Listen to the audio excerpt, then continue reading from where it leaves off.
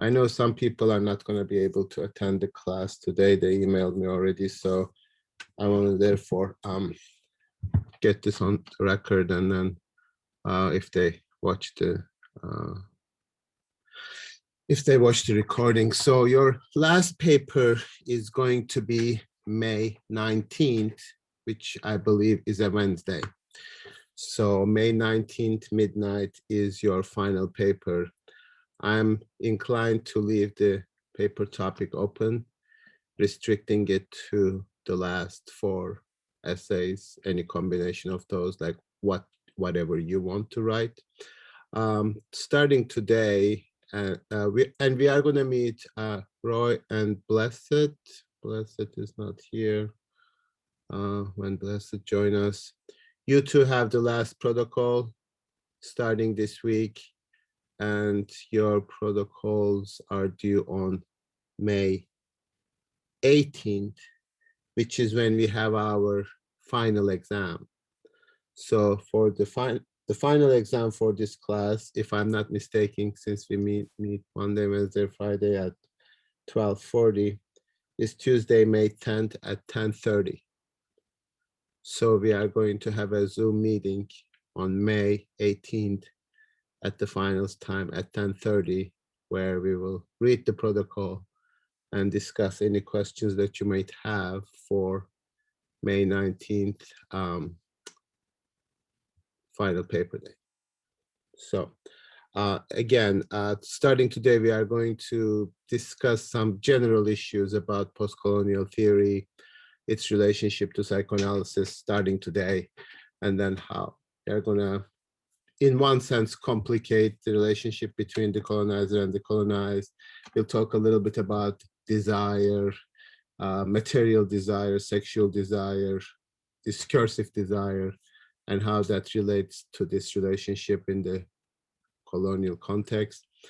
We'll talk a little bit about the postcolonial theory as a discipline, which Arif Dirlik's article problematizes that in terms of how it is a new fashion in the Western academia, although it,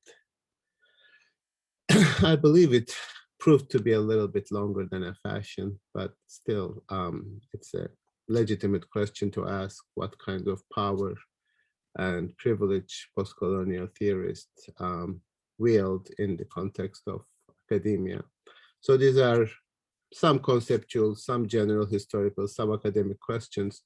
So this is for you to the last week, and then for your final paper, to kind of reflect upon everything that we discussed, not everything, but some aspects of the things that we discussed, and how you want to formulate the questions, the issues that you learned from this class to apply to your intellectual development in the future. So that will be an opportunity to think about those in your final. And it's a proper ending to just like a meta looking at of what we have done, rather than, I mean, you can of course concentrate on specific texts and arguments that they develop, but in general, for the sake of trying to make an overall perspective for the entire class. So are there any questions about this? Any issues with respect to the final paper?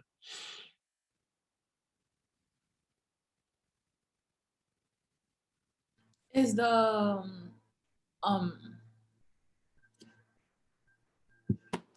oh, I forgot the word. Like what is it about on Moodle already? Well, I said that I'm a little, I tend to leave it up to you to Okay. decide your own topic, with the stimulation that it is going to be mainly focusing on the essays that we read for this week.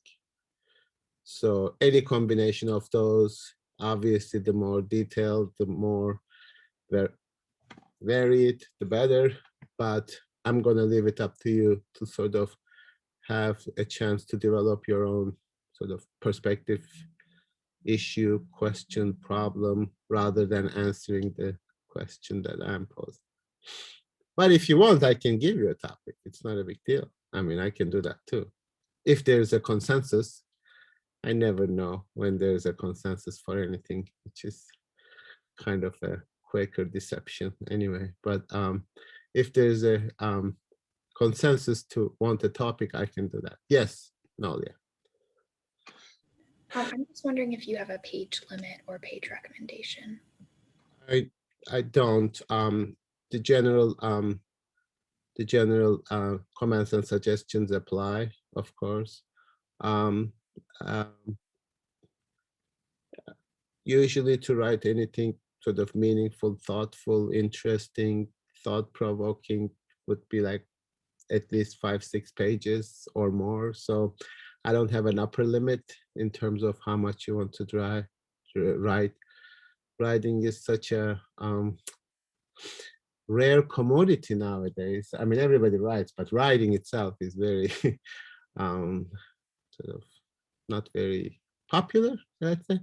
So if you find yourself lost in thought and arguing about certain points and developing for various pages, it would be a pleasure to read. So no upper limit.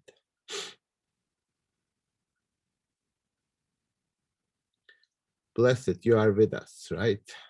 Yes, I am. I'm just sorting my room out. Okay, no, that's fine. You have the protocol for next week. That's fine. I said we are going to meet for your protocol on May 18th during the final exam period at 10:30. So. Okay, thank you. Any questions?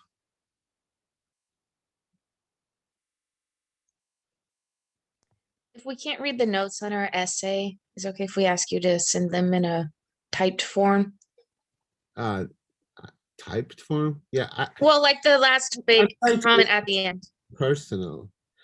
I'm trying to make it personal by reading it by hand, and then copy. I mean, I read it on iPad and then send it. But sure, just ask me. I can probably translate my own handwriting. Okay, thank you. It's hard to write on iPad.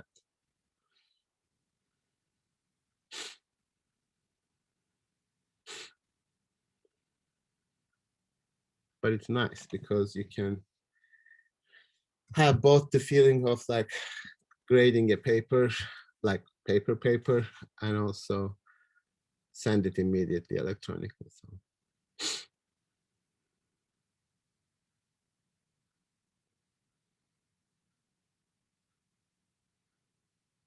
No other questions? Okay, so we are 16, 17, 15. So Dahlia, Kate, Masha, Huyan, 4. So 12 plus 4. Okay. I'm gonna share the screen for Kai and Claudia's protocol. And then I'm gonna ask you to read it, please. Okay. I'm not gonna record this part, so because it's, yeah, Blessed and Roy, okay? I'm not gonna record this part. How that is possible, whether or not it is possible. Especially, I mean, I've never experienced anything other than an American education, but looking back on it, it's very easy to see the colonial influences, and you're told a very specific part of history, and kind of just take it for granted, and you do all of these things like say the Pledge of Allegiance, and it's just, it goes unnoticed until you look back on it and you're like, hang on a second, that's pretty weird. But the thing is, like, teachers and they don't necessarily have a lot of power because the teachers themselves are in a system where there's very specific guidelines for the curriculum they have to teach and the scores they have to get in order to get funding, and the textbooks that they get are written by massive education corporations, whatever that means. Um, and a lot of like they just don't have a lot of power behind their voices. So even if all of the teachers in America in elementary, middle, and high schools were like, all right, let's decolonize education, they still wouldn't be able to get that far because they're kind of trapped within a structure. And so who else has voices? Like a lot of celebrities have voices, but the idea of even having a celebrity is a sort of colonial structure in itself. There's like this pedestal that they're put on and they're given a voice, but they're not, you know, what grounds do they have in order to be able to say things that have any merit? So I don't, it's just difficult to find a way to kind of begin, not necessarily begin, but like really think about deconstruction and decolonization, because even the modes in which you would go about decolonizing is within a colonial structure. Sure. Like we've talked about how big companies are like Black Lives Matter or gay rights or all of these things, but they just say that and it's a marketing strategy so that all of these people in minorities are like, yes, I will now buy their product because they stand with me or for me or whatever. And then I don't know, it doesn't really mean anything. It's not deconstructive, it's not progressive. Okay, we'll come back to that. I think that's a really good point. Nolia, you want to add something or? Yeah, I just wanted to add on to that because this is a little bit of what I wrote my paper on. It reminds me of a few weeks ago when we were talking about just like the all-encompassing nature of colonialism and how there's value in stepping back and like seeing that some things are more harmful than others. And like there are lots of different kinds of education and lots of different structures. And I think Mitchell's writing about like not really, it wasn't really schooling, but whatever like system of learning the art of writing before colonial power came to Egypt. Like there's a lot of focus on like relationship and like there's not really much structure. And I think that there is some education in the world that looks more like that and so maybe is less colonial. I don't really know if that's really an appropriate label to put, but I think that's some of what I've been thinking about. It's like not all systems of learning are the same, I guess. Yeah, that's a good observation. I think that's maybe the resisting the totalizing aspect of colonial discourse, simply because it's not really the case. Yeah, that's a good point. Do you agree, Esther? Yeah, no, I do agree, and I think it is possible, and I've definitely met people who want to kind of undertake this deconstruction, but I don't know, like you kind of need a lot of energy and time and resources to be able to undertake something like that, and in a lot of circumstances, that sort of support just is not there. So it's kind of torn because I think the only reason or the only possibility for deconstructing specifically in education is to do it locally, like having certain like kind of transforming smaller systems to be able to like, you know, talk about history from a more global perspective instead of America, whatever.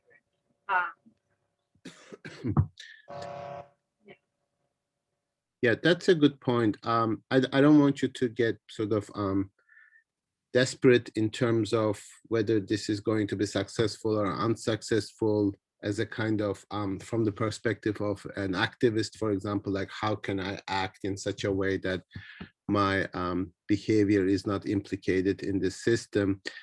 I think part of the difficulty is, again, I go back to this issue again and again, like we are not going to be able to execute certain actions in the name of activism because we have a good plan or a good solution, or even the assumption that we understand what the colonial structure itself is. This is almost always the formulation of a problem from the perspective of the subject. What do I do? How do I behave? What am I supposed to do, etc., which really closes off this openness to the other in terms of our engagement with the world. So we are not going to accomplish anything because in our minds or in our theory or in our books or somehow we found solutions to the problem and trying to point out to the other, like, see, if you do that, you'll be colonial. You are in trouble or something like that. That kind of approach of both activism and the political action in general, not even activism, is problematic because political action is a sort of relational, executed event. It is not something that I find a solution in my mind and then execute it subsequently. So that's why I would just sort of look at it as Nolia was suggesting, and you are suggesting, that contextually.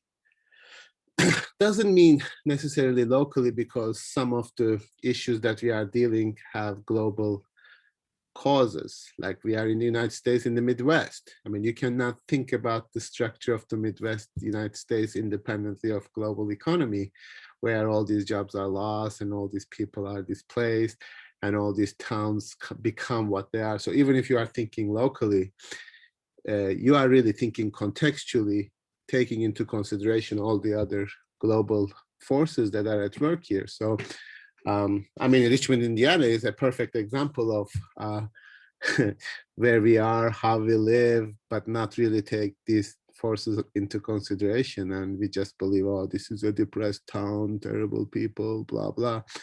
Yet we don't really understand how that is constituted.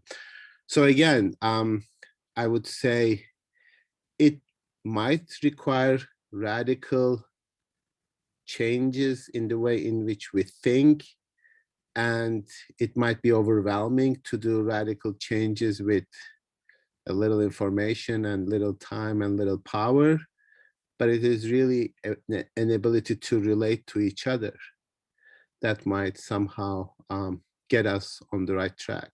So how do we relate to each other? How do we understand each other? How do we organize political action with each other, rather than sort of this individual resume building type of relation to the world? So again, I mean, yes, these are all good questions. You should continue to think about them without getting overly pessimistic or overly naive. So, okay, let's continue then. Where are we? Here, okay.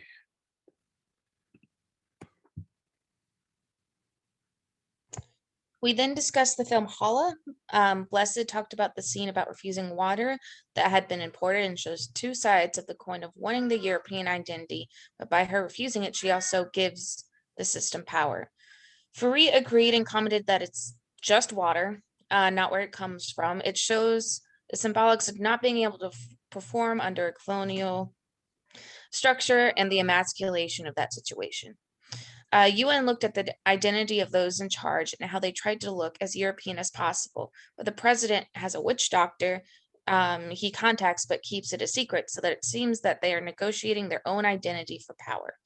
Overall, the film points out contradictions in these ways of thinking. Blessed talked about how the French guy was there to make sure everything went according to plan and oversee the operation, but didn't say anything during the movie.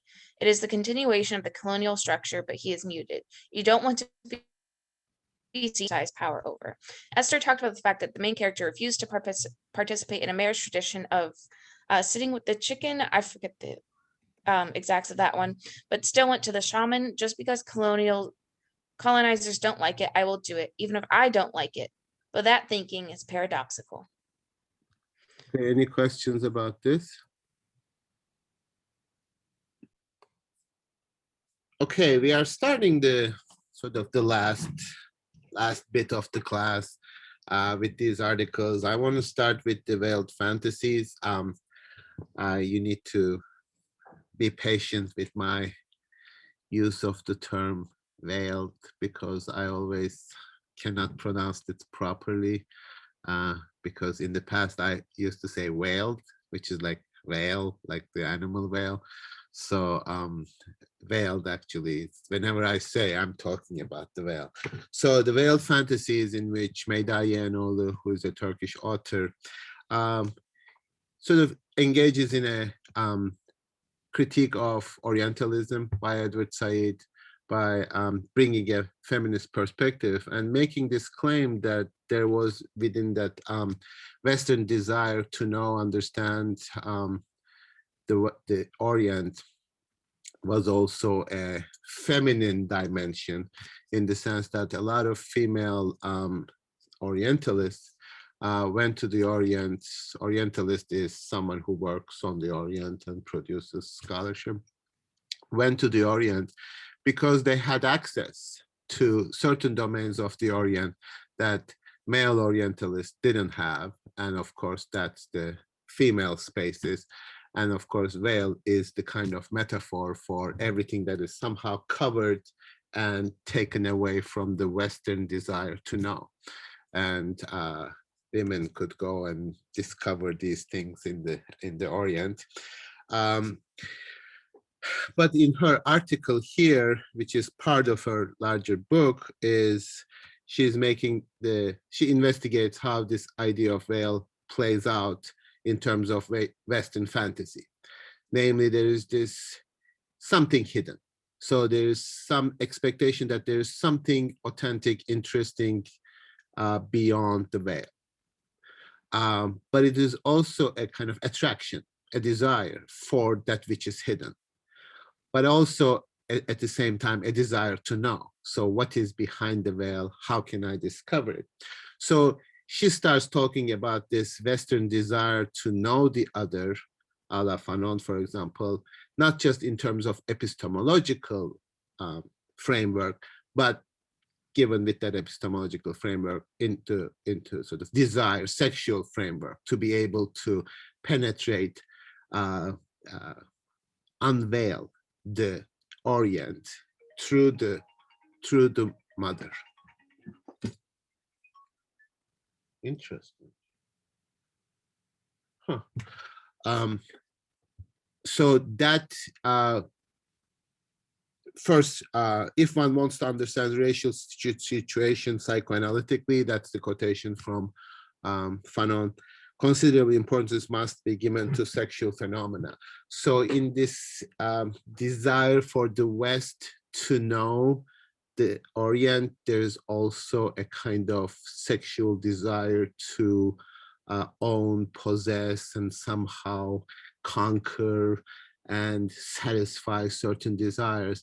And if you look at the Orientalist literature, that's pretty predominant, pretty common in sort of going to the East, the sort of the realm of the senses and the sexual and sensuous and exotic and seductive, etc.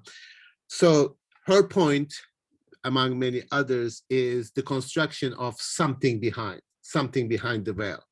And that does not really speak so much about the object, whether there's something to be desired, but in terms of the structure of that desire, how you create something that you yearn for, how you create something that you desire, how you create something that you also feel like you lost. So we talked about that a little bit last time in terms of how you reconstruct a past that you really never had, a kind of long for a past that really becomes an object of desire through its longing, through its desire, rather than an actual loss of something present. So that point of the desire is psychoanalytically important. We always desire something that is not just a simple object in the way that, for example, a Hegelian framework would have it, but a complex desire which has a multifaceted relationship to its object, but mostly creates that object in its desiring. So this is a very kind of psychoanalytically informed idea of fantasy. Like we always fall in love, not just with the person, but with the fantasy of that person. Therefore, it always ends in,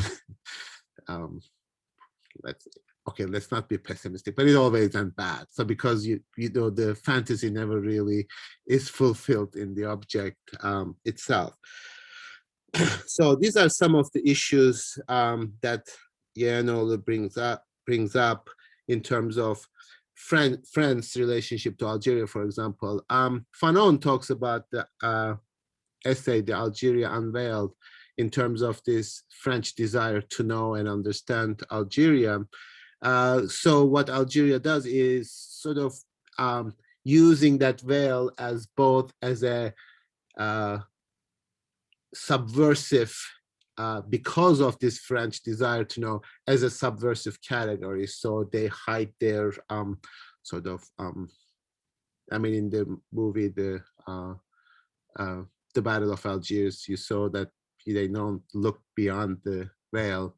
They don't search people who can then use those as a subversive tactic.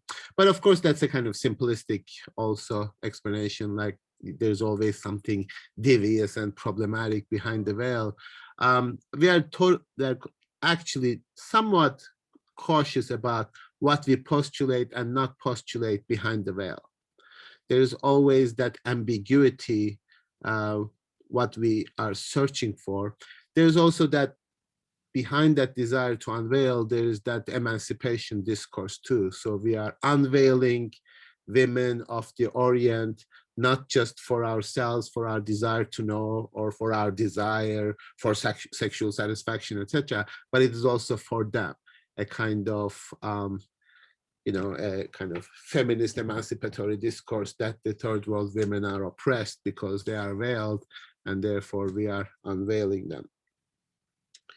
So within that discourse, there is that notion that we have already seen in the colonizing Egypt, and in Yanolu's essay that comes through Stravinsky's reading of Rousseau, namely a society must be transparent. Everything must be out in the open.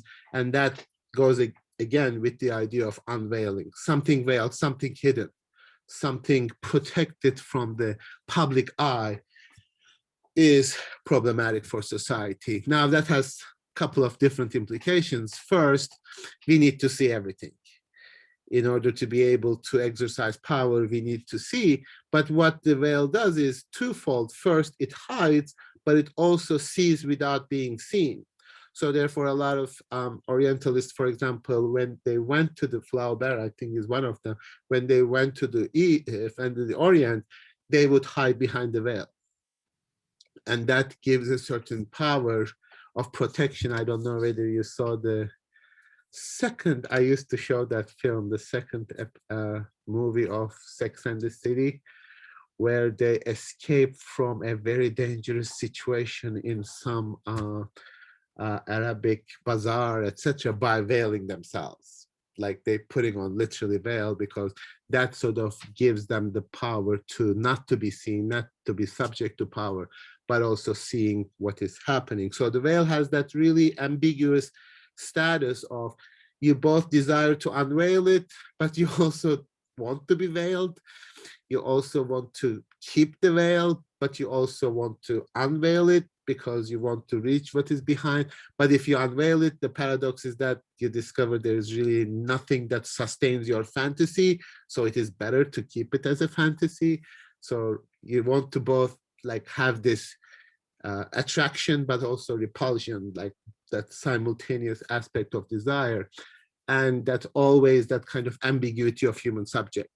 Namely, we actually hate the things that we love the things that we hate. There is that kind of ambiguity in our desire always, and somehow investment in the things that we desire. And that's a kind of Western phenomenon. The whole discourse of Orientalism, what they attribute to the Orient as sensuous, primitive, backward, etc., are all the things that they actually hate in themselves.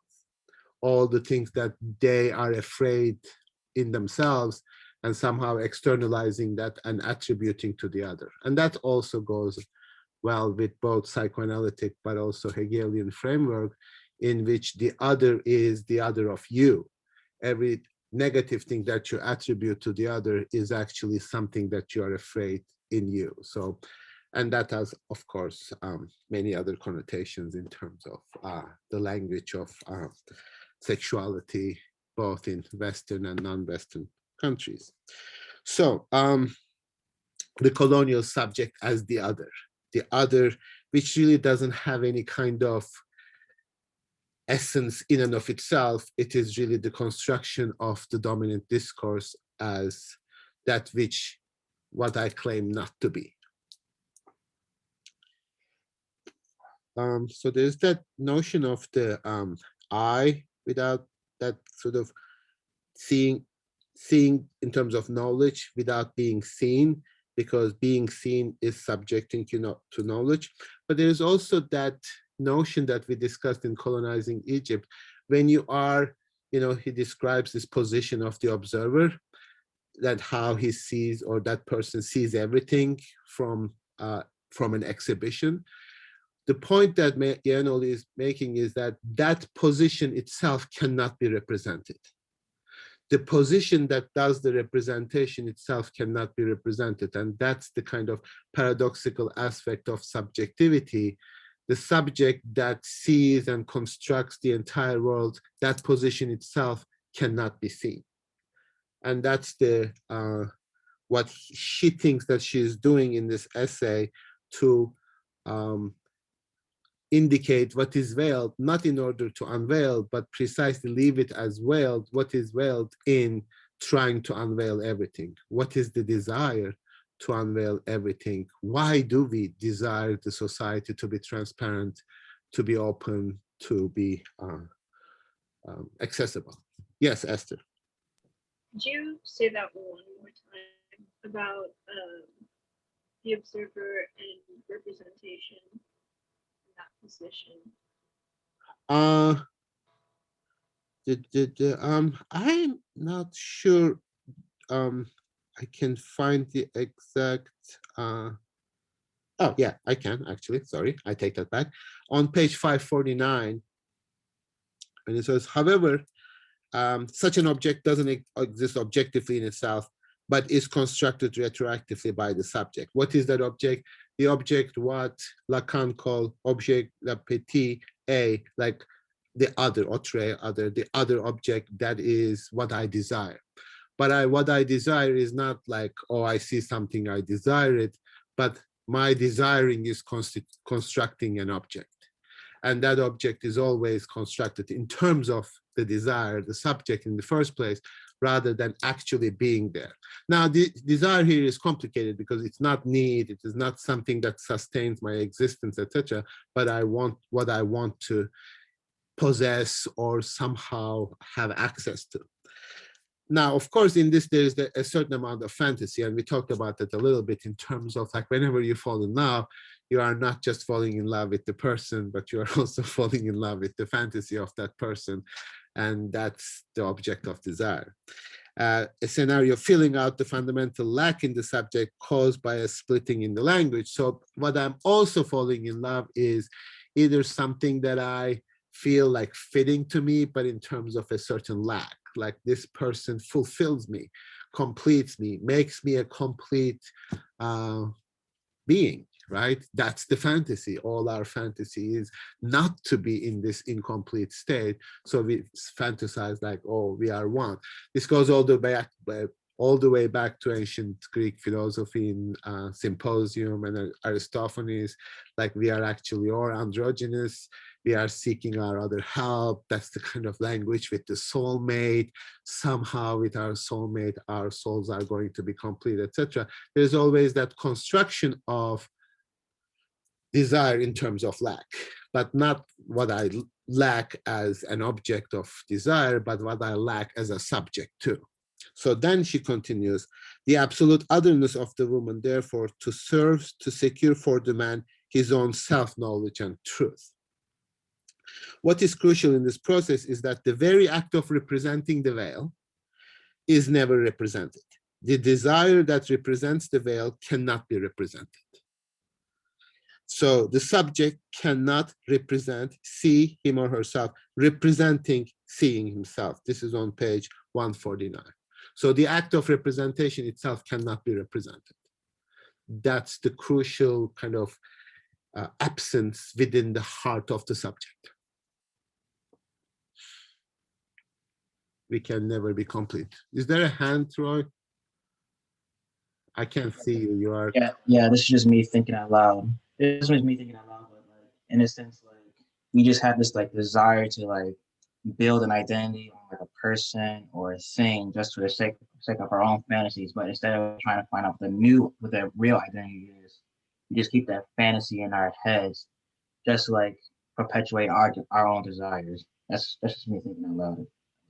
Well, that is certainly true, but there's something even a little bit more complicated here, that desire for wholeness, that anticipation of an authentic self is itself a fantasy, according to psychoanalytic theory. So this idea that we have a true identity, that we have an authentic self, that we somehow are who we are in a sort of real sense.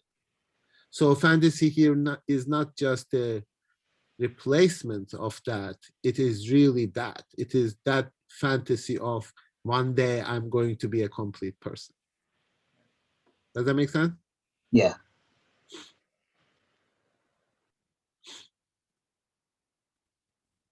And that's also like searching my roots, searching my where I come from, searching my origin, and somehow completing it with a certain other, and that other fulfills that function of making me complete. And there's that idea of like this ambiguous nature of love, in the sense that it is at once a very kind of altruistic desire for the other, but it's also an incredible selfish desire to satisfy your need to be one. Now, of course, it sounds to me a little bit of a more male discourse, if I can say so, although I'm not really sure. Like, I'm not sure women say it as much, although I might be completely off on this. Like, you complete me. It's like that kind of expression as an expression of love is incredibly problematic, not because it's wrong and blah, blah, but it is problematic in the sense that your function is to complete me.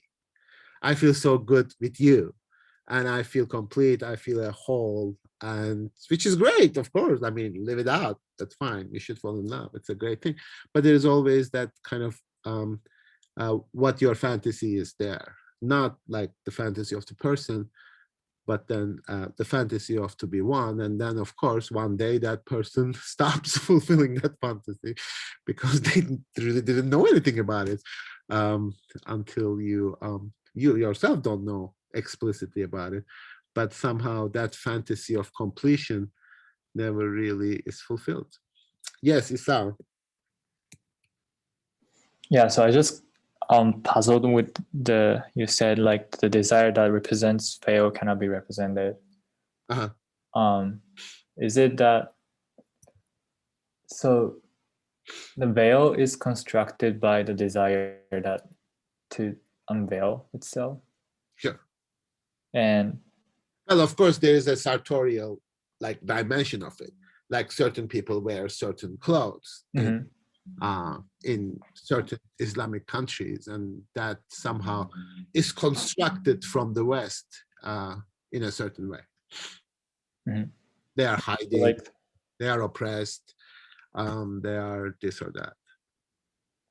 So the desire that represents veil cannot be represented. It's just because it's desire, it cannot just be represented. Well, that's the act. That's the act of representing, and that's always the more general kind of self, if not contradiction, it is self problematizing idea. Like whenever you say, I am this, I mean, you say that all the time. Everybody says that. I am this, I am that. There's always that kind of ambiguity in that kind of statement. when you are identifying yourself. When you say, Yeah. I am this, whatever you say, then it's like, are you the one that you are doing the representing, or are you the one who is represented? Mhm. So this is something that we encounter every day, and people are fairly naive actually about this. It's like, I can expect somebody to just accept what I say about myself without any problem. It's like, that never really happens to anybody in terms of that kind of sort of transparent relationship to what you say. I need to say who I am, and you need to accept me as who I say I am.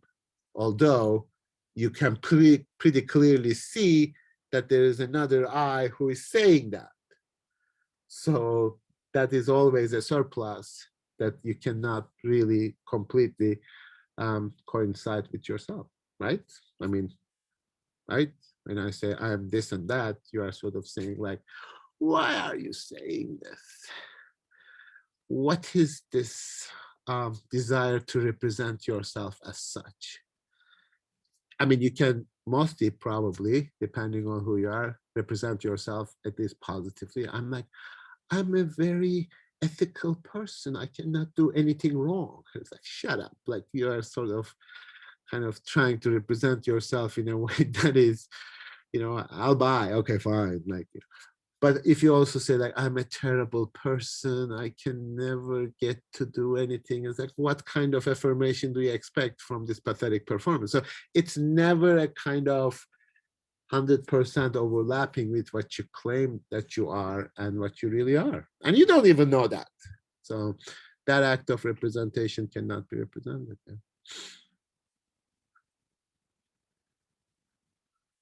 I mean, you know all of these things, right? I mean, you encounter this, it maybe, if not clearly, but at least ambiguously in your mind whenever you encounter certain people saying certain things.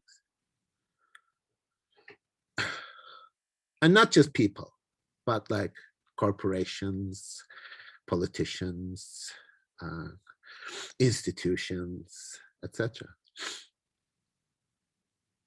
They try to represent themselves in a certain way, and there's always that suspicion in the representation that it is like, not just it is like bad faith. I mean, it's mostly bad faith, but not just this bad faith and deception, but it's also a kind of fundamental inability to understand yourself.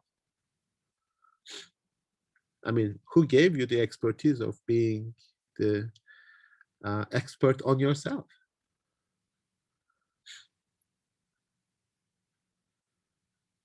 Other than this public discourse of individual rights and authorship, etc., that we claim that, or everybody understands themselves. Like, do we?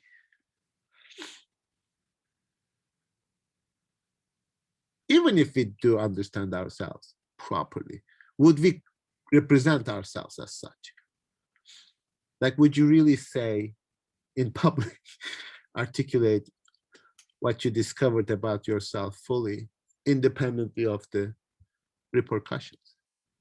When you say proper, knowing yourself, like, is there even a proper way to know yourself? Should that word even be applied to this situation? Well, sure. I mean, that's a good point, except maybe I mean, we perform this. We perform this propriety in a sense, like whenever we tell each other, you don't know me. You don't know me. Which assumes I know me. You don't know me. So relative to you, I have a proprietary relationship to myself. You don't know all my experience. I do. Right? That's why I understand myself. Even accepting that kind of relative sort of authorship of your own existence. Even that, would you like, yeah, imagine that you know yourself to that extent better than I know you. Would you represent it properly? That's why I said, I mean, you're absolutely right, of course, to use that term propriety. Proper is problematic. And there's plenty of evidence that we don't, like we We obviously don't know anything about ourselves as physical beings. I mean, we know how we feel, but why? No idea. There's like a bunch of things happening in my physical body that I have absolutely no understanding of, but also in terms of mental, emotional, intellectual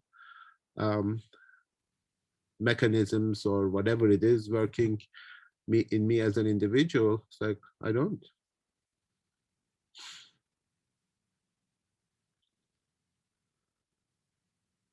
Only to the extent that I am an example of a generalizable structure. Then I claim to know myself, because I get this expert knowledge from other people who know a generalizable structure, and I see myself as a part of that generalizable structures. And I say that, yeah, I have that too. And like psychologists do that. I love that. They say, oh, what you are doing, we have a name for that. We actually can represent that to you in a more adequate way. You are deflecting, or you are blah, blah. I mean, they find like really interesting names for human behavior. And that is, oh, now I understand what I'm doing, because many million of other people are doing the same thing. Okay, so that's the point without with the representation. So actually, this kind of postulation of enigmatic something to be known is really a kind of Western desire to uncover and unveil the Orient. So that's a kind of colonizer desire. Now, that's also in relation to scientific way of knowing. So therefore, I want to juxtapose this text in terms of everything that you learned from Timothy Mitchell's Colonizing Egypt, and a scientific way of uncovering, making transparent, making accessible Egypt, that which we colonize, making it accessible to my desire to know. But that desire also always have a sexual dimension. So therefore, the Orient is represented as the other, the sensuous, the more effeminate, more female, more sort of seductive, more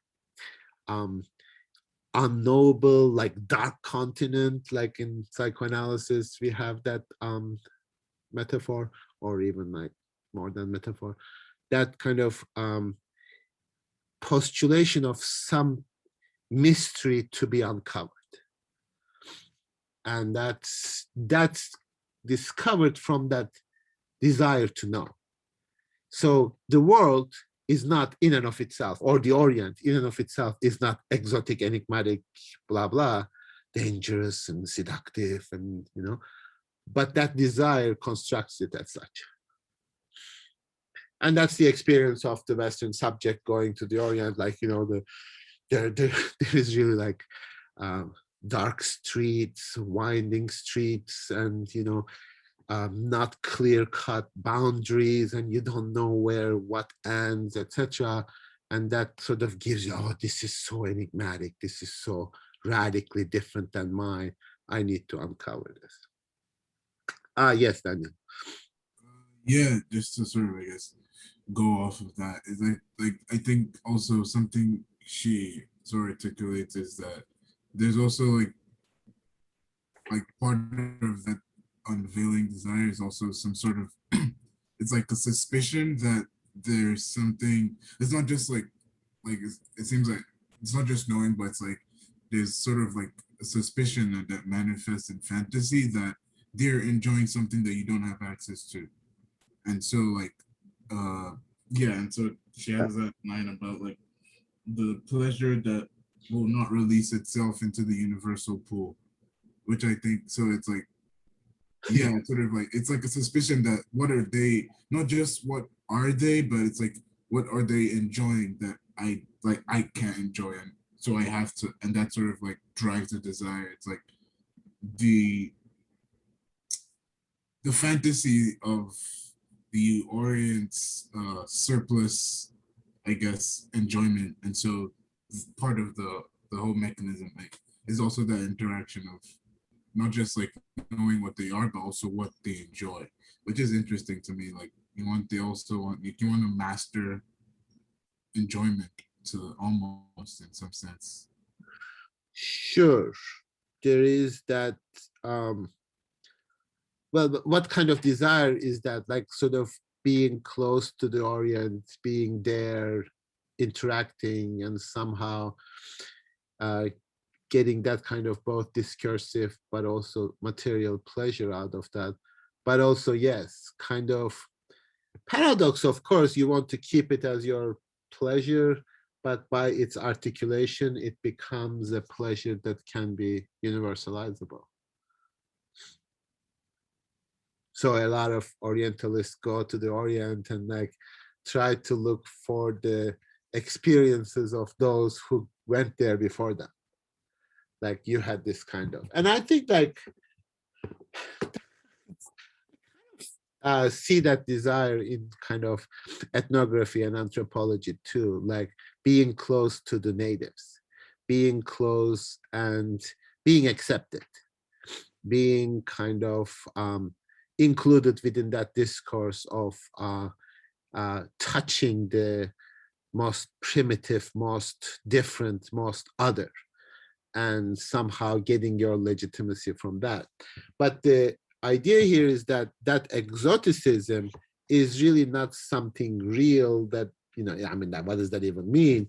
But it is constructed with this desire for the search of exoticism because you see some lack in your own existence. And there's a lot of this kind of discourse in the West about how the East lives more authentically, our obsession with some of the sort of Far Eastern religions too, in terms of like, oh, they have some kind of connection to the soul of the world that we missed now, we need to recuperate that or something like that. These are all kinds of fantasies that create this kind of relationship.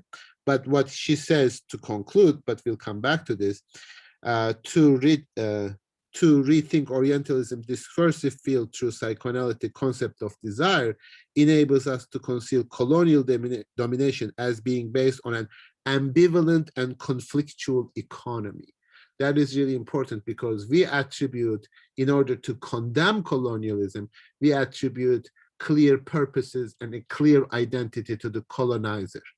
That in and of itself is really the problem, because then we are constructing an identity for the colonizer, just like the same way that the colonizer constructs an identity for the colonized. So to give an account of otherness through the concept of desire implies a formulation of the process of colonial identification, not as an affirmation of a pre-given identity, but as a process in which both the Western subject and the Oriental other are mutually implicated in each other and thus exist as fully constituted entity. So within that colonial economy, you also have this desire as the colonized other to perform that exoticism. Sometimes you sort of say like, oh yeah, when you come to Turkey, you are going to be so mesmerized by my sort of amazing culture and authenticity, and etc. So you perform this role of being the other of the colonizer. And that there's also a desire associated with that. This is the desire of what happens to be the desire of the post-colonial intellectuals that we are going to see, especially in RFD League. Not only the very identity of the Western subject is constituted in the movement of desire, so it is never really a completed movement, but also the potential resistance to this constitution is also inscribed in this very process. And that's very important because that is, in order to be an authentic self, the colonized subject can also perform the desire of the colonizer. So like, I want to be that too. You have power, I want power too. You have this kind of desire, I want that desire too. That kind of articulation of what I am in terms of who you are is also perform both as a resistance, the example that I gave in the case of Turkey, but also a kind of complicity. So like, I want to resist you by being you. And that's the kind of ambiguity in the kind of discourses of the colonized, in the sense that, you know, we want to be major world power too. We want to be a sort of military economic power as well, in the sense that you are just saying, I want to be colonizer, which kind of undermines your discourse. I mean, not undermines, but exposes its ambiguity. Yes, Isa. I'm just like asking, are you still reading 549 or which page are you reading? That I was reading that not only the very identity of the Western subject is constituted in the moment of desire, that's 556. But I was reading the mimicry and the question of the whale on page 555. So mimicry is an interesting concept that she borrows from Irigaray, and sort of by mimicking somebody, you are not just being like repetition, exactly the same, but a kind of subversive element of that too. So I pretend to be a teacher. I mimic to be a teacher here to perform certain functions of a teacher, but it's always an ambiguous question of what that means. Yes, Daniel, objection? Yeah, I was just not with like mimicry itself, but I found like her, I guess her account of how like Algerian women deployed the veil in terms of mimicry, like I didn't find it really like convincing, because like the distinction between subversive and like loyal, I guess, to what is being mimicked, and it seems to hinge on this account of a critical consciousness, which I guess, and maybe because it's part of a collection as well, that might be part of it. But even that account, I found like it wanting. Like there's no like what sort of justifies, or how does one get to a quote unquote consciousness that is critical and whatnot? How do you recognize like a critical consciousness as critical? And so I guess those are like the questions I have that don't leave that account of like subversive mimicry very convincing to me. And also like there's like the possibility for a subversive mimicry to itself turn into a loyal mimicry. I think she doesn't really get at. So yeah, that part I didn't find really. No, you're absolutely right. I don't think that there can be a sort of overarching theoretical solution to the distinction between loyal versus critical or subversive mimicry. It might even be very difficult, if not impossible, to identify that in the context as well as what it means to do what the Westerners do, but in a sense to kind of subvert that. I think that's a really good question. I mean, I still think that it is technically possible. So you can, there are certain positions that probably won't allow that. I would definitely agree with that. But there are other positions that might allow, like you can, I mean, we give the example of education. I think for teachers, that's probably the most comfortable, easiest thing, because there's a certain discursive freedom that doesn't require me to somehow reinstate my superiority, like, or the superiority of the education model. I mean, I don't really feel invested in that model. I can do my job without being invested in that model. But if I were the president of the university, if I were expecting people to plunk down money for me, then it might be a little different. So there are certain positions that are structurally more amenable to that kind of mimicry than other positions, sure. But I think in principle, in every position that you can question and undermine your own legitimacy, I think that's the kind of practice of non-identity, in the sense that we always feel like, oh, I accomplished this, then I need to freeze this, I need to make this permanent, and I need to preserve this in order for the future generations to fulfill the same kind of role. And I think that's how hegemony is actually created and carried over, besides the economic, obviously, to me, the most important sort of way of carrying privileges through capital. So yeah, that's a legitimate question. We can always ask whether a kind of self-annihilation, not in a sort of radical and literal sense, but a certain type of self-annihilation is necessary as a practice of power. So.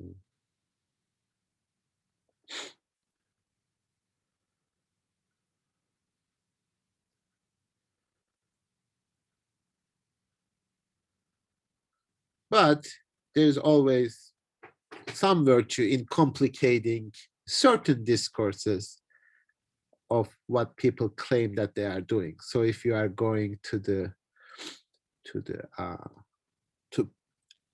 engage in certain activities with a discursive justification that you are doing something good, there's always value in questioning and subverting those processes.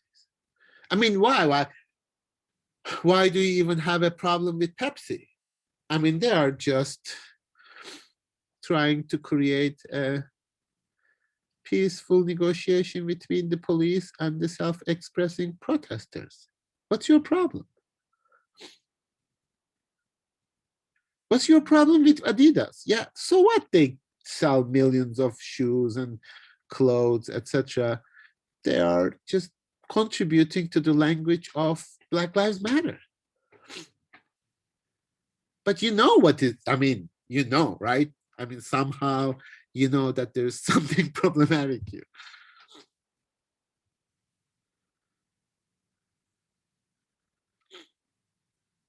Well, we are trying to articulate that sort of like, Pepsi, yes, you are taking advantage of a discursive structure of appearing to be on the side of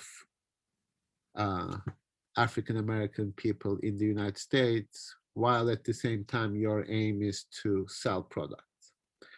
Earlham College, you try to appear to be on the side of African Americans in the United States, but your aim is to get more students here in order to, you know, get out of debt. I mean, if we were Adidas, it would be easier, but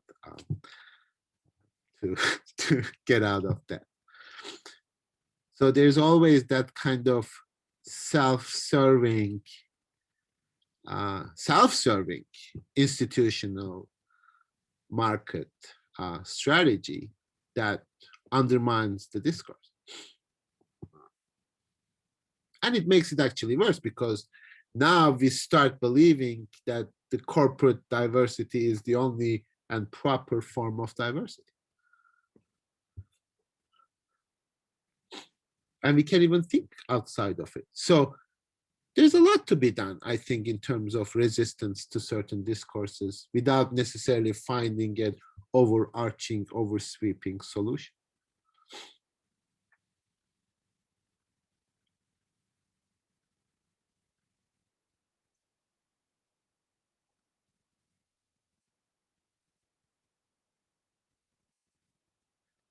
Okay, so that's Nolu. You need to read it. And if you have questions, please bring them to bear. I want to talk a little bit more about the general relationship between postcolonial theory and psychoanalysis, and then and also reflect a little more on the idea of postcolonial theory as a discipline. Yes, Daniel.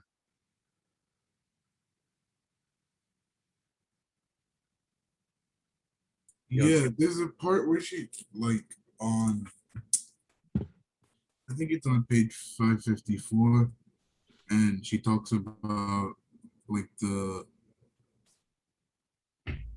political project versus the textual dimension, I guess, the textual conceptual.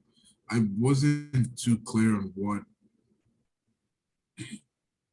what she was getting at on that through that distinction.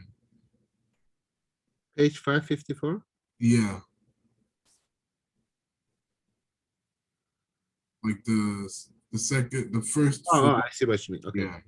What the Orientalist text manifests is their paradoxical attempt to the other, the veil, is that the reference is always veiled and remains other to what it signifies. This is the point where real politics and sexual sublation are necessarily conflated with each other. What appears through this conflation might be called ethos. The ethos in question, that of the sovereign subject of Europe, is described by Marx in his critical reading of Hegel. According to her. Yeah, I don't know. This sounds strange. Discursive and textual play. So yeah, I don't know what to make of this either. There's always that fascination, like whenever in academia or in sort of textual analysis, you refer to like the real politics, like everybody all of a sudden becomes very serious, and everybody's like, yeah, we are down with the people, that real politics, real issues, we are just talking here. There's always that kind of self-undermining in theoretical discourse, in the sense that, do we really touch the real people, as if we are sort of unreal and sort of problematic, as if we operate in this abstract realm without any economic considerations, etc. And so whenever we try to cover something up, and that's sort of uncovering that kind of real motivations or real political desires. But other than that, I don't really see any real connection to the rest of the article in that. Yeah, it was like weird. Like, I don't know. I thought she was like suggesting that in like the textual, I guess, conceptual grasp of Orientalism, there's like, I guess, an excess that can be deployed by people of the Orient that is supposedly not there in the real, quote unquote, real politics. But I'm not even sure how that manifests. I don't know. Yeah, I wouldn't. Yeah, I don't. I mean, you might want to read the whole book. She refers to that exchange with Mahmoud Mutman on page footnote 62. Indifferent alienness to real hostile engagement. So yeah, I didn't know what to make sense of that paragraph either, to be honest.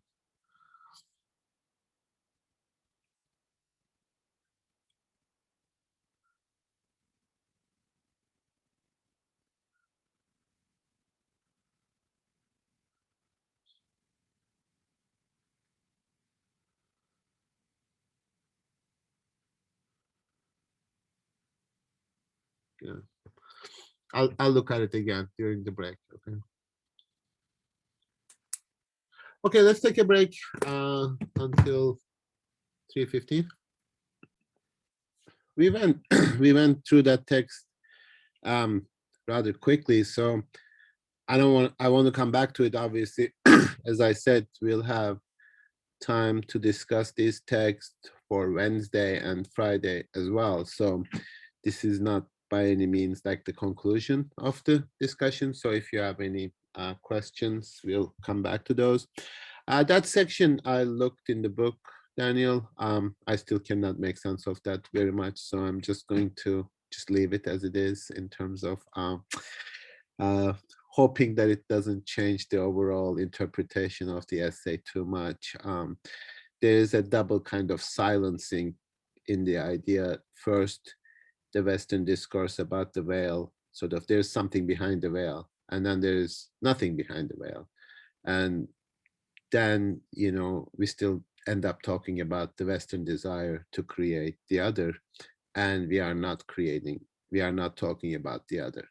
And I think that's really the crucial point, perhaps, in both as a criticism of postcolonial theory as a subdiscipline or subfield, that it is created and consumed for the Western subject, but also in terms of understanding postcoloniality in terms of satisfaction of certain desire in relation to psychoanalysis. So how do we think of the desire?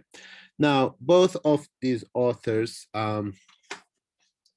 that I assigned for the intersection of psychoanalysis and postcolonial theory, the Basu Thakur is the one who wrote the postcolonial lack, that's the introduction. And then Greet Harry is the one on the introduction that I assigned, talk about the difficulty of reconciling these two discourses, postcoloniality and psychoanalysis, because postcoloniality seems to be in terms of a certain identity, at least the colonized, the distinction between the colonizer and the colonized. And in Thakur's interpretation turns into a sort of identity politics, which we will discuss, obviously, whether that's, I mean, it's a fair criticism, but whether it's fair to the entire field, and how psychoanalysis can actually complicate that very notion of identity. And I have been really trying to do this throughout the semester, so we are a little bit prepared for the criticism of psychoanalysis.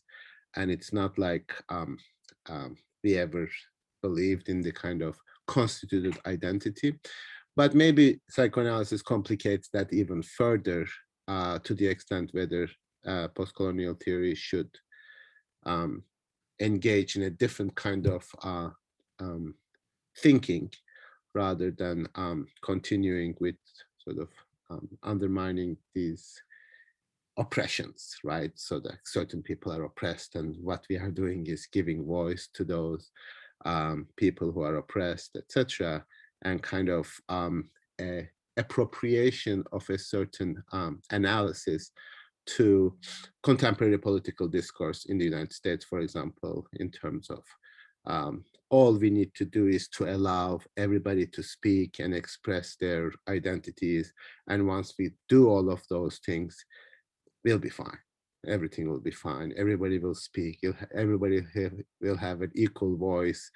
And we can create this in a place like Earlham, for example, in universities, in institutions, to give equal access to power in to everybody. Now, what it does is really to kind of freezes a historical economic analysis to a kind of contemporary experiment. Like, you know, we can accomplish this here and now with certain strategies. And we really don't need to take into consideration the context in which these inequalities are produced. And Arif Dirlik's argument is really that, in terms of seeing postcolonial theory as a part of a global economic order, rather than a simply discourse that can by itself subvert any kind of real inequalities. Now, what psychoanalysis does in the first instance gives us a tool to study these structures. How? Because once we stop assuming that these structures are already created and there and somehow already established, one of the things that postcolonial studies, among other sort of disciplines that or fields of studies that emerge in the last 30 years or so, kind of reifies a certain power structure. Now, of course, for the sake of analysis, we use these terms and we use these terms politically, and that's good. Like there is patriarchy, there is colonialism, there is racism, there is white supremacy, etc. These are all statements that work in this ambiguous way, both. First of all, obviously, we are recognizing or think that we are recognizing a reality and understanding the structure of that reality, but we are also complicating certain analyses that concentrate on the reproduction of these elements. Namely, there isn't one, it's always being produced through certain repetitions, certain incompleteness, but certain structures that are repeated again and again. So what is the problem with this? The problem is when we say there is that, once we can delimit this both historically and discursively, then we believe we can just close the door to it. We can overcome it. We can beat it down. In the sense that always, like in the United States, routinely every 10 years, like these, like, oh, racial inequality, it's over, or this is better. Now we understand it better. Now we sort of close the book on that. Somehow, like this happened a lot in the 2008, etc. This sort of like, are we in a post-racial society? Why? Because we are observing certain individuals coming to certain positions of power. Then we are saying, well, see, it's not really working in the way that it used to work in the past. Now, what that does is not to allow us to see that racism is not a complete and finished structure. Structure, by definition, needs to be reiterated and reinvented and reinscribed all the time, every day. And in fact, it can be inscribed in ways that are novel and didn't happen in the past. So we are always thinking of racism something that's going to belong to the past. Like whenever we say colonialism, it's over. It's over, it's finished. There are no longer colonies. So it is something of a structure that's in the past. Now, what we are doing against that is sort of saying, well, there are certain remnants of colonialism that continue. Well, let's beat them out too. But there are certain other parts of colonialism that still, like zombie, they still live. Like we tried to kill them, but they didn't die. So we really want to kill them now.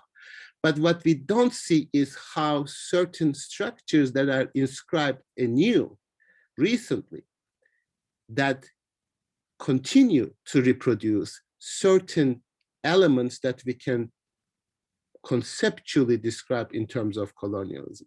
It's the same with racism. And you can, read this in among many other books, obviously, in the new Jim Crow, that, certain racist structures are in ways that they didn't exist before. They emerge new. They are not remnants of the old. They are new inventions. So they fulfill the same kinds of functions. They fulfill the same types of discrimination and marginalization. But it's not like we can assume that they are complete and finished and we understand them, hence we can overcome them. And I think that's really to me, the contribution of psychoanalysis, never allowing ourselves to operate with a completed subject, colonizer, the racist, the sexist, the etc., which are all true conceptually, of course. They are those people. But the problem is we don't really even understand how they operate, how we operate, how in our certain actions these kind of sexist, racist structures come into being. Now, the solution to this is not really kind of like disciplining the individual. Like if we can change every single individual internally, like a kind of Egyptian school system, we can overcome racism or colonialism, etc. But what are these structures that enable me, not just enable me, but to force me somehow, despite myself, to act in ways that are racist and colonial? Now, if I operate within an institution that has structural investment in prison industrial complex, I cannot by myself in my own room with my own computer and sensitivity training make myself into a non-racist individual. That's a structural problem. We are always made responsible individually for structures that already exist, that force us, compel us, don't even give us the possibility of otherwise acting in a certain way. And that's really what psychoanalysis, at least among other things, allow us to see, in the sense that we don't even have that access to ourselves, because our access to ourselves is not some kind of internal procedure, but it is something that is mediated through our relationship to others. So when I come to Erlem as a Turkish person, I can assume, well, I come from Turkey. I have no idea about racism. I hate this whole idea in the United States because they are sort of divided into this black and white racialized society. I have no part in this. Yet I work in an institution. I operate with certain assumptions. I don't even know the ways in which, and this is not sort of like some deep-seated prejudice, some psychological, no, I just don't know the mechanisms through which my behavior is regulated. This is not some gene or some kind of inherent sort of racist smear in my body or something like that. It is understanding yourself through your participation within a society. Understanding yourself not just as a subject in and of yourself as kind of self-contained, but understanding yourself in terms of relationships. And therefore, I don't need to take this personally in the sense that this is my own fault of my own making. And that's how we try to overcome it. That's why we are getting frustrated in the sense that, like, I look deep into myself. I have no racist thoughts. And of course, you cannot tell me because I have only access to my own thoughts, right? So you cannot tell me, but this is really not the point. This is the point of corporate sanitization of humans' minds. The problem is, what is the complicity of that corporation in racism that turns around and hires people to give me racial sensitivity training? That probably would accomplish much more in terms of how to create equality, not by eradicating difference, but equality in a sense that sees me not as a part of like individual subject with some prejudices, etc., but as a function of a set of relationships. That's a very important distinction, and we need to be aware of this, because I keep insisting on kind of structural analysis. I don't want to mystify that, and I don't want to make this into some kind of like a self-sustaining discourse. This is really a way of understanding the individual. How do we understand the individual? If we understand the individual as a sovereign subject, we are actually perpetuating a certain understanding of inequalities in society. And we try to remedy the effects of inequality like that too. For example, you can say, oh, well, this person came to this position. We are good. Now it's like everybody can be a white person in this society when they start enjoying the advantages that might be given to white people, right? That's how we deal with the structural problem, by the same way we deal with the economic problem, by trickle-down justice. In the sense that if we can just sort of front load justice to the top position, then it's going to trickle down to everybody else, just like money, right? You know, sort of if we can create maybe 5 or 6 African American billionaires, then sure, I mean, we solved the problem.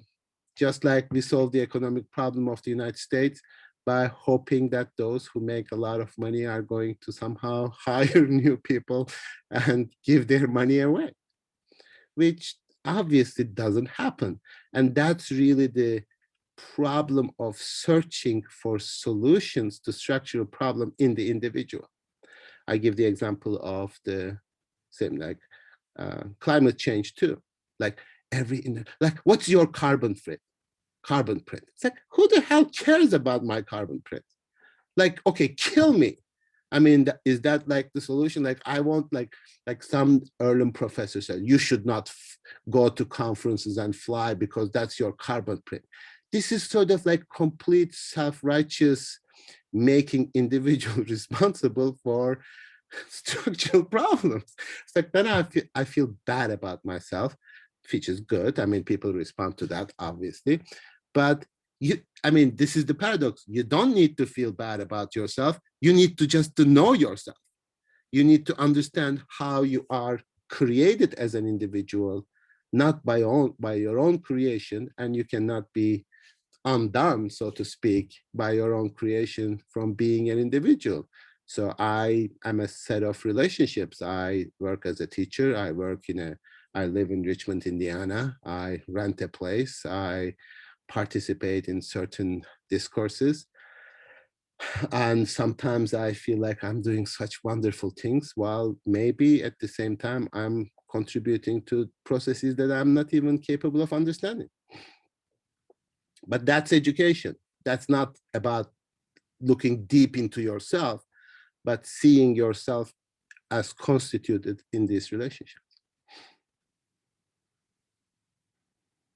That sounded a little bit like preaching, but there's a thought behind it.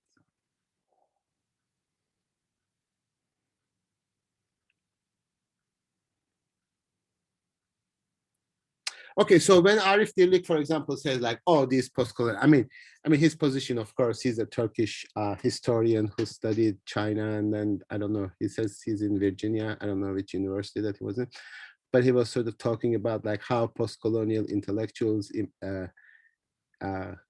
coming to the American academia and or the Western academia, and somehow finding a discourse of their own. It's like, this is about us, this is about me, this is about my past, this is about my culture, this is about my third world status, etc. And he says that these are actually positions of power.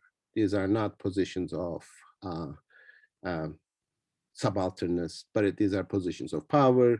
He criticizes Spivak, for example, in relation to Indian intellectuals who actually work in India rather than she working in Columbia, I think, like in some very famous American university, the sort of seat of privilege. And from that privilege, somehow creating a discourse at the backs of people who are subaltern. So like you write a book or write an essay, say, can the subaltern speak? You somehow identify yourself as the subaltern, but you really aren't. And that's the kind of criticism that deflects from analyzing your position with the global economy, rather than thinking in terms of what you say. So that's the sort of difficulty, and that becomes also something that can be analyzed in terms of psychoanalysis. There are certain things that we say, and we think we mean what we say. Like, I am against this, I am pro this, I support these, I am objecting to these. I'm sort of content-wise try to locate myself in terms of my opinions, in terms of my subscriptions, in terms of my preferences. Yet, there's always that context from which that my speech emanates, that I am always speaking within a context from which I need to analyze why I became to say all of these things, but also what enables me to say these things. What is it that I wield as privilege, as identifying myself? Now, we think that this relationship is just a short short circuit or the closed circuit that I relate to myself. But the problem is I relate to myself through all these mediations, through the context and relationships through which I first articulate what I am, who I am, what I prefer, what I can say. So that's the kind of barred subject, in a sense, understood in a larger sense, that I'm actually not immediately accessible to myself. That is a very important distinction. So whenever you ask me questions like, how can I not be colonial, or what should we do to break free from this colonial, I always go like, well, let's just first try to come to the position to understand what that even means.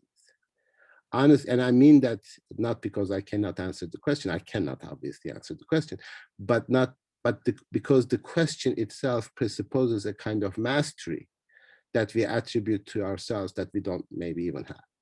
Well, we definitely don't have.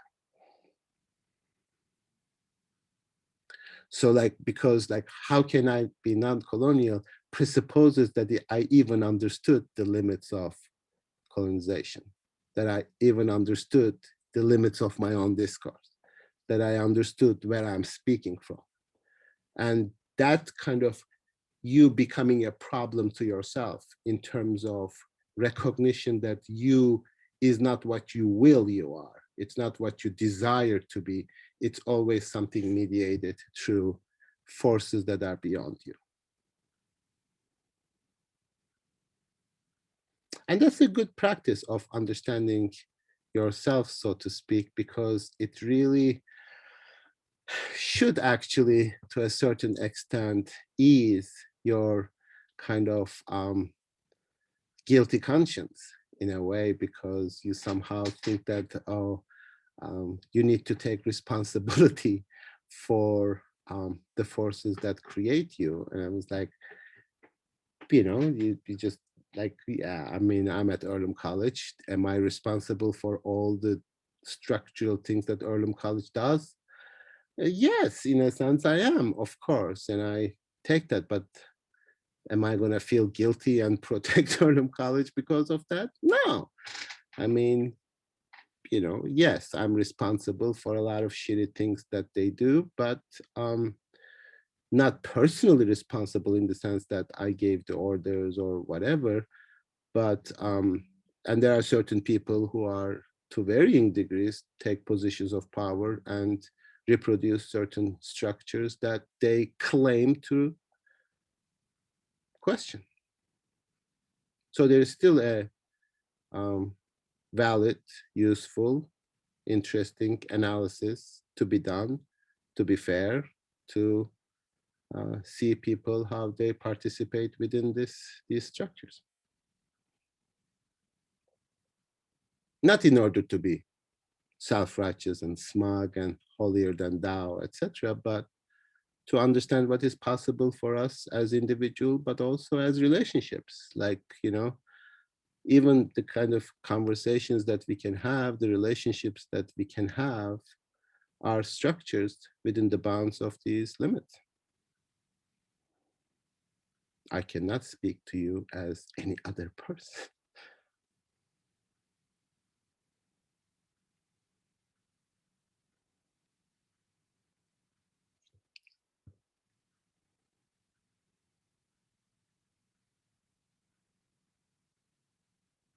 So Thakur is pretty critical of this identity politics. He lives in the United States and Boise State, Idaho. I think that he makes a reference to that in terms of how certain discourses are created.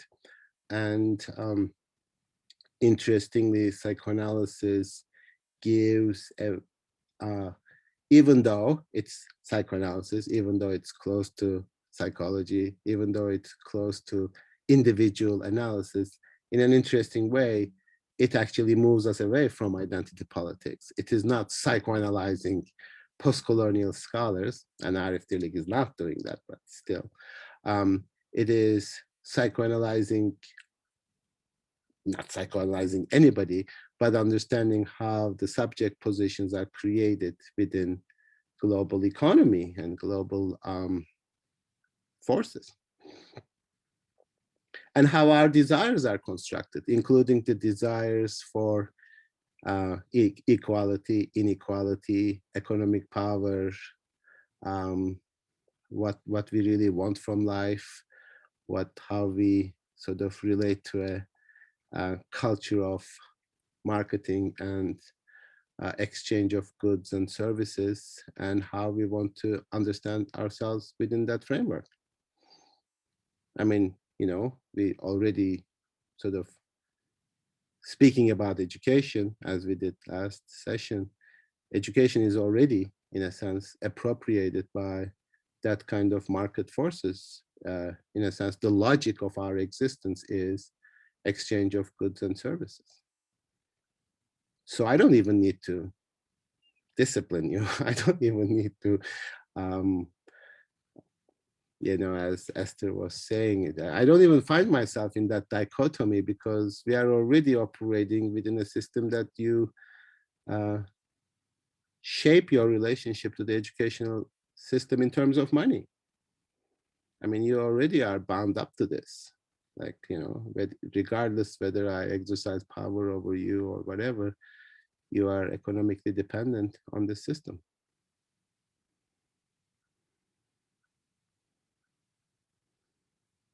So, as Daniel said a couple of sessions ago, maybe we need alternative ways of disseminating and exchanging knowledge. Yes. So like, yeah, with Tucker, his alter, I'm not sure what to make of like what he who? Tucker, like Tucker. Okay, yeah. Yeah, So yeah. postcolonial lack. Yes. Okay, sorry, your voice is not coming. Okay. Like what he proposes as like politics of affiliation in, yeah, like I guess opposed to what I guess he sees as the over symbolic focus post-colonial theory. Is that I'm not too sure what to make of it. Like, yeah, I'm not even like, I don't think I really get it enough to even like agree or disagree with. Yeah, so some clarification would be helpful. Well, I mean, if you read the rest of the book, which I haven't finished yet, he seems to make a gesture to answer that. But I think part of it is that something that he learned from a Zizek and Zupančič version of psychoanalysis of, he writes on page, this is 22, politics covers up the impossibility of social relation by making the fundamental antagonism appear temporary, a passing impediment in the path of accomplishing perfect social harmony. I think that there is something very interesting is going on here, that politics and sort of reconciliation, creating oppositions, somehow covering up a much deep-seated opposition that we cannot even bridge. So this is the levels of antagonism that you can imagine. Like, you know, perhaps one can ask the question, are we actually sharing the same economic and historical fate, destiny, with people that we politically hate? In fact, aren't we implicated in each other in such a way that our opposition is not even economic? Our opposition is purely discursive. So this is something that you might ask with respect to the current political situation in the United States, for example. Namely, there's deep divisions, right? Are there? What is the nature of those deep divisions? Yes, people I hate. I mean, I hate, therefore I sort of say that there is a deep division with the person that I hate. But is there actually more economic affinity with the people that I hate politically than people who are politically next to me, but economically far, far away. In fact, they do not even share the same kind of affinity. Namely, I might politically hate someone who, for various reasons, and find myself in alliance with Adidas, which I politically agree, assuming that we are all supporting Black Lives Matter, in a sense that Adidas is actually undermining and destroying me in ways that the other person who I hate doesn't. And these are the kinds of questions that need to be asked because we substitute social relations by politicizing them, by saying that certain oppositions actually between me and the people that I politically hate, and I use the term hate sort of advisedly because that's the kind of discourse that is created in the 21st century. Like, and I'm not saying like love those people, get together with those people and listen to people who are sexist and racist, etc. But what is the mechanisms through which that we even politically forced to hate certain things, certain people, in a way that maybe their structural place doesn't even affect my life in a way that other people do. They don't change my life. They don't destroy my life. They do destroy certain lives, sure, but social affiliations on the basis of difference rather than political differences that are created discursively. So that's how I read, like, that's why once we overcome this, we are going to create a perfect harmony. Well, in fact, maybe there is really no possibility of creating perfect harmony.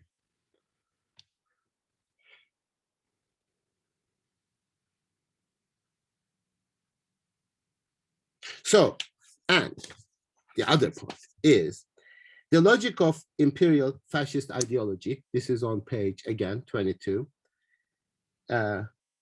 And contemporary neoliberal ideology map together on this point. A perfect social state is impossible without the fantasy about the other's excessive enjoyment, the other as victim, or the other as the enemy. Enemy within is excessive for the suffering they have experienced and for the threat they contain. Therefore, only by accommodating and or excising them can a social utopia come into existence.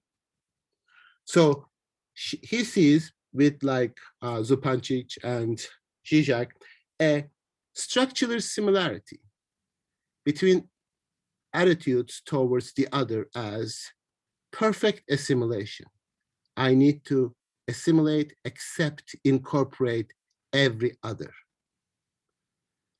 Just like I should exclude certain others. These positions somehow, interestingly, come together. They are both interested in this investment in the other in relation to social harmony. One believes that we can harmonize everything. That is neoliberal ideology. You can only harmonize everybody within a universal structure that is defined by the center, by the power. That's neoliberal capitalist economy. And at the same time, obviously, the fascist ideology of excluding the other, the enemy within. Once we excise that, we are going to create a social harmony. Namely, this is a question of inclusion and exclusion. One claims inclusion is good, one claims exclusion is good. They are both operating with the same assumption of you can create a social harmony that can be achieved. And that's really the problem. But you know, in liberal ideology, that you cannot incorporate the other. You don't want to incorporate the other. You want to actually exclude certain others, right? So in that sense, you are just different from a fascistic ideology in identifying the other differently.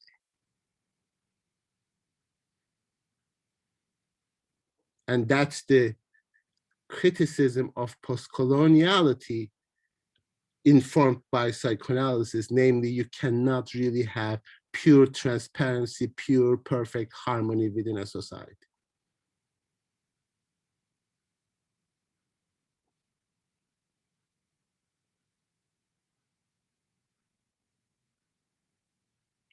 Now, of course, that's a little bit complicated because post-colonial theory initially appears to us as this desire to like listen to the other, respect the other, and incorporate the other.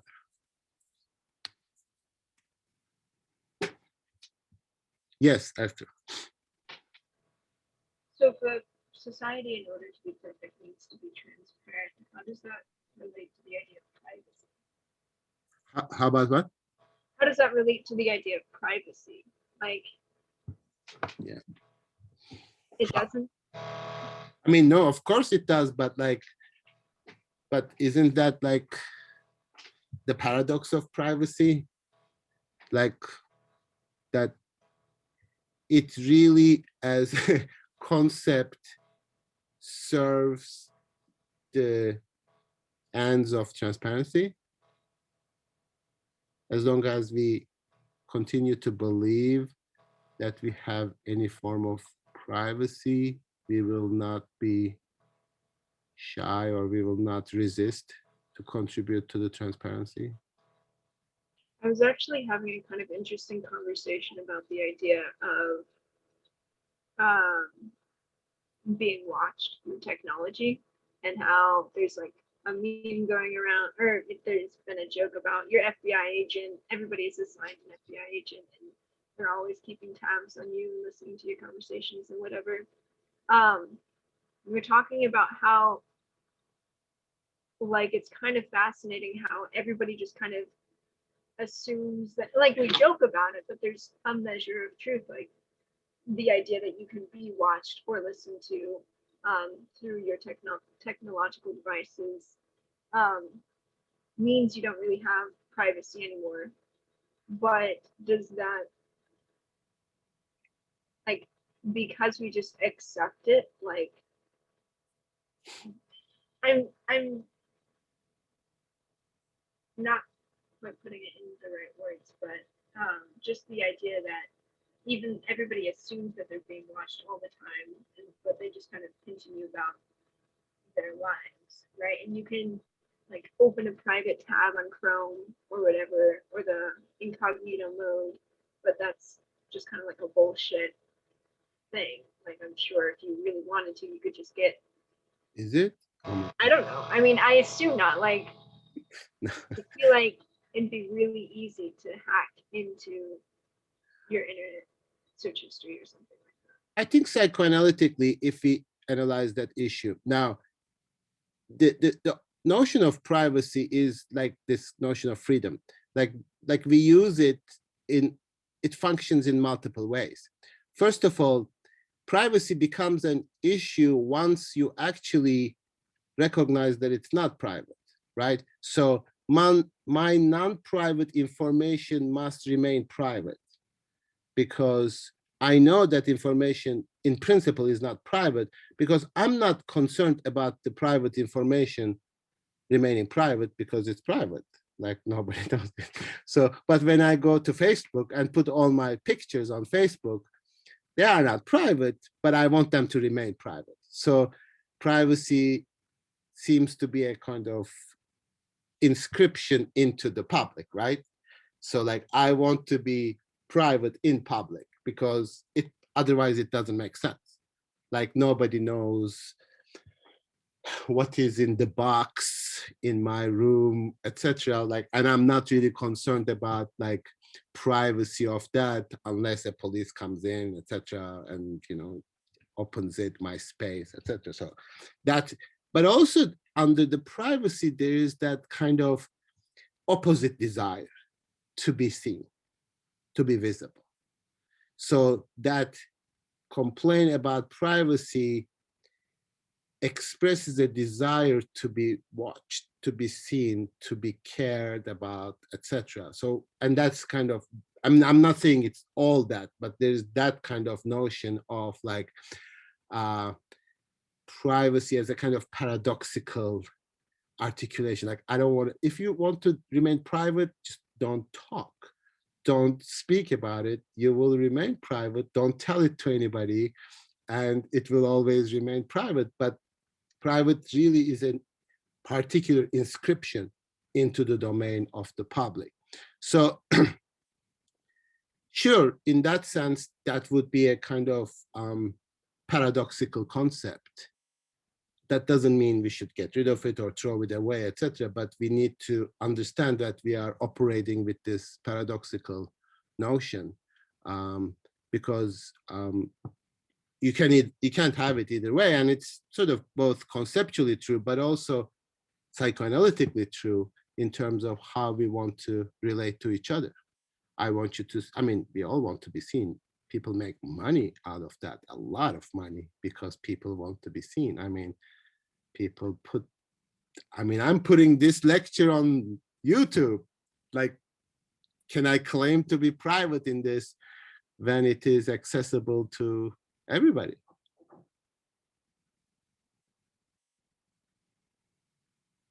And it's also a kind of transgression aspect of it too. Like, I mean, you can't be transgressive in private, but you want your privacy not to be transgressed. So it's complicated.